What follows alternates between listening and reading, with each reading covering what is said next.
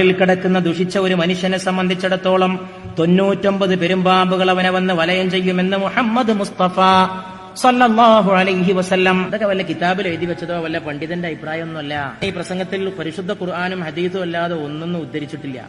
പിന്നെ ഇമാം ഗസാലിയെ മാത്രമാണ് ഇടയ്ക്കൊരു കിതാബ് ഉദ്ധരിച്ചത്. ബാക്കിയൊക്കെ ഖുർആനും നബിന്റെ വർത്താനമാണ്. ഒരു പണ്ഡിതന്റെ അഭിപ്രായമൊക്കെയാണെങ്കിൽ വേണമെങ്കിൽ സ്വീകരിക്കുക, തള്ളിക്കളയൊക്കെ ചെയ്യുക. അത് ഇസ്ലാമിൽ അത്ര നിർബന്ധമുള്ള കാര്യമൊന്നുമല്ല. പക്ഷെ അള്ള പറഞ്ഞ ഖുർആനും റസൂല് പറഞ്ഞ ഹദീസുമാണ് 99 പെരുമ്പാമ്പുകൾ, ഓരോ പെരുമ്പാമ്പിനും 9 തല. ഈ ഹദീസിനെ വ്യാഖ്യാനിച്ചുകൊണ്ട് ഇമാം ഗസാലി പറഞ്ഞൊരു അഭിപ്രായം ചിന്തിക്കേണ്ടതാണ്. ഇമാം ഗസാലി പറയുന്നത് ആ പാമ്പ് ഖബറിൽ ഉണ്ടാവുന്നതാവില്ല, മരിച്ചു പോണ ഇവന്റെ ശരീരത്തിന്റെ ഉള്ളിൽ നേരത്തെ ഉള്ളതാണ്, അത് ആ സമയത്തുണ്ട് പ്രത്യക്ഷപ്പെടുക എന്നാണ്. വൃത്തികെട്ട ജീവിതം നയിക്കുമ്പോൾ അവന്റെ ഉള്ളിൽ തന്നെ ഒരുതരം സർപ്പങ്ങൾ ഉണ്ടാവുന്നുണ്ട്.